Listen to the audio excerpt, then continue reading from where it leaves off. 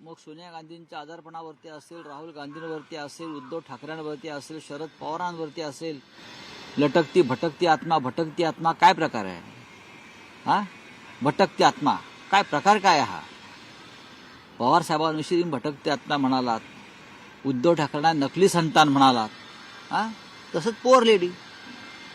हा उल्लेखाचा संदर्भ द्यायचा झाला तर भाजपच्या एका मंत्र्यानं उद्धव ठाकरेंना चपट्या पायाचे आहे ना, बोलले ना केला आहे.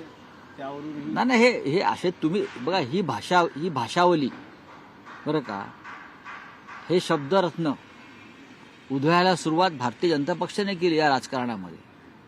तेव्हा त्यांना असे शब्द जर कोणी परतफेडीनं देत असतील, पण राष्ट्रपतींचा सन्मान राहिला पाहिजे, राष्ट्रपतींविषयी अपशब्द वापरला जाऊ नये. आणि पुअर लेडी किंवा पुअर हा शब्द म्हणजे असंसदीय नाही.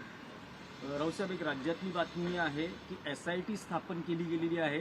फडणवीस आणि शिंदे यांच्या अटकेचा जो सगळा एकूण प्रकार होता त्या संदर्भात हे अत्यंत दादांत खोटं आहे. आता माननीय उद्धव ठाकरे यांचं सरकार जाऊन जवळजवळ 3 वर्ष होऊन गेली. 3 वर्ष आणि अजूनही ते आमच्या अटकेच्या काही कारस्थानासंदर्भात घोळ घालत बस. यांना कोण अटक करणार? आणि जर त्यांनी गुन्हा केला असेल एखाद्याने, तर ती किती मोठी व्यक्ती असेल, त्यांना का अटक होऊ नये? कोणी असेल.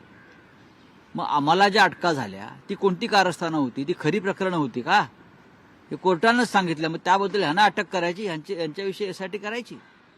ठाकरे सरकारनं भ्रष्टाचाराच्या शोधासाठी ज्या SIT स्थापन केल्या होत्या त्या ह्याने आल्याबरोबर रद्द केल्या आणि स्वतःला अटक होणार असा गोंगाट करत आहे नवीन SIT. बरं, कोण तरी आरोप करत आहे, एक आमदार कोणता तरी त्यांचा, कोणतरी त्यांचा माणूस आहे, एक आरोप करतोय अटकेची योजना होती, कोणतरी DCBची साक्ष काढली जाते, त्या DCBचं कॅरेक्टर बघा.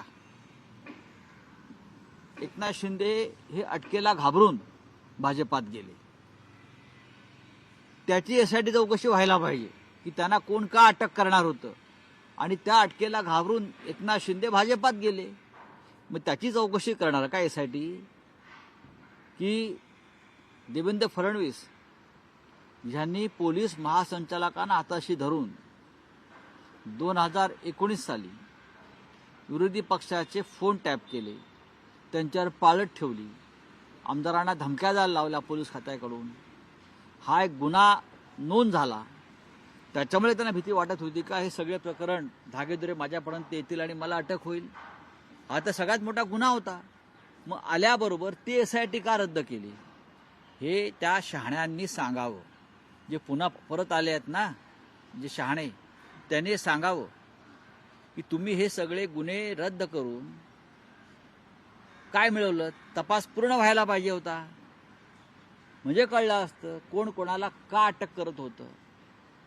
तुम्ही कायद्याचे रक्षक आहात. वाल्मिक कराडला अटक करायला ज्यांनी एवढा मोठा वेळ घेतला ते आम्हाला सांगतात आम्हाला अटक करणार म्हणून. आपल्या पक्षाच्या गुन्हेगारांना जे अटक करायला टाळतायत, टाळाटाळ करतायत, आणि ज्यांना खरोखर अटक करण्याची गरज होती, ज्यांना मंत्रिमंडळात ठेवलं जात आहे, असे हे सरकार किंवा सरकारचे लोक आता SIT स्थापन करतात की आम्हाला अटक करणार होते. ज्याने गुन्हा केला होता किंवा जे गुन्हा भविष्यात करतील त्यांना कायद्यानं कारवाई व्हायलाच पाहिजे. तुम्ही का कायद्याचे वर आहात की काय? नगरविकास खात्यामध्ये खराच घोळ झाला होता का? त्यावेळेस देखील त्यांना नगरविकास खातं होतं एकनाथ शिंदेंना, आता देखील नगरविकास खातं हा भ्रष्टाचाराचा सगळ्यात मोठा अड्डा आहे, भ्रष्टाचाराचं डम्पिंग ग्राउंड आहे. त्याच्याविषयी लवकरच आम्ही देऊ माहिती तुम्हाला. बोला. तर संजय राऊत माध्यमांशी बोलतायत आणि पुन्हा एकदा त्यांनी आरोप केलाय गेल्या 10 वर्षात अदानी आणि भाजपलाच केवळ लक्ष्मी प्रसन्न झाली असं संजय राऊत म्हणतायत. सत्ताधाऱ्यांवर टीका ते करतायत. लोकशाही मराठी ऐका, पहा, जागरूक रहा.